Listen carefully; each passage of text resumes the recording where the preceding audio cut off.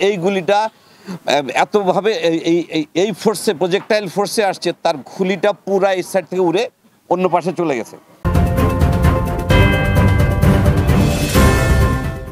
জুলাই মাসকে বলা হয় ৩৬শে জুলাই, একটা উত্তপ্ত পরিবেশ, ফ্যাসিজমের বিরুদ্ধে গণমানুষের আন্দোলনের একটা দিন, একটা সময়।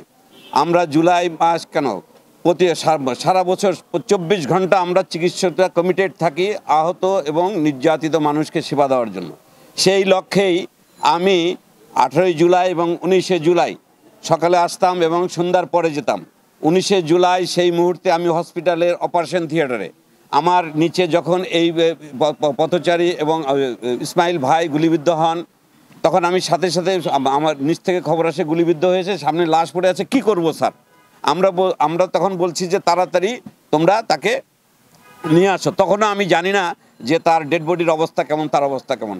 নিচে যায় যখন শুনি যে তার জাস্ট, আপনারা আমাদের কাছে ভিডিও আছে, আপনার প্রয়োজন হলে আপনারা নিতে পারেন, যে গুলিটা লেগেছে, লাগার সাথে সাথে নর্মাল গুলি, মানে দাঙ্গা বিরোধী কোনো পুলিশের গুলিতে জাস্ট পেনিট্রেট করে এফোর ওপর হয়ে যেতে পারে বা ইনসাইড দ্য বডি থাকতে পারে, কিন্তু এই গুলিটা এতভাবে এই ফোর্সে প্রজেক্টাইল ফোর্সে আসছে, তার গুলিটা পুরা এই সাইড থেকে উড়ে অন্য পাশে চলে গেছে।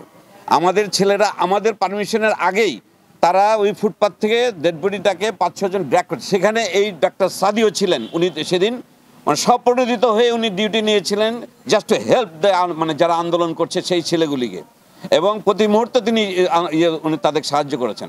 সে নিজে যে ওই ডেড বডি ড্র্যাগ করে টানছে, আর ওই সাইড থেকে পুলিশ তাদের উপর গুলি চালাচ্ছে। এবং মজার ব্যাপার, সাদির তখন পাঞ্জাবি পরা ছিল, পাঞ্জাবি ভেদ করে গুলি দেওয়ালে লাগছে। আপনারা কল্পনা করুন তো, আপনাদের মধ্যে কতজন ওই গুলিবদ্ধ অবস্থায় একটা ডেড বডিকে সরায় নিয়ে আসার জন্য গুলির মুখোমুখি হবেন? আমার এই ছেলেগুলি সেই মৃত্যু ভয় উপেক্ষা করে সেদিন যে শহীদকে নিয়ে আসতে গেল, তাদের বিরুদ্ধে কি হলো?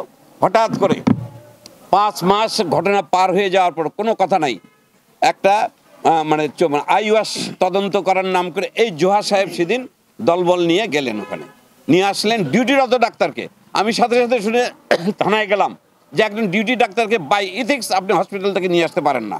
ডেল্টা হসপিটাল একটা প্রতিষ্ঠান, সেই প্রতিষ্ঠানে আপনার সহযোগিতা চাইলে আপনি সেই সহযোগিতা চিঠি দেবেন, আমরা সর্বাত্মক সহযোগিতা করবো। আমরা চাই ফ্যাসিস্টদের সাথে যারা জড়িত, এই খুনের সাথে যারা জড়িত, শহীদের মানে রক্তের সাথে বেইমানি যারা করছে তাদের খুঁজে বার করতে এবং এই খুনিদের খুঁজে বার করতে আমরা সহযোগিতা করার জন্য তাদের সবসময় প্রস্তুত।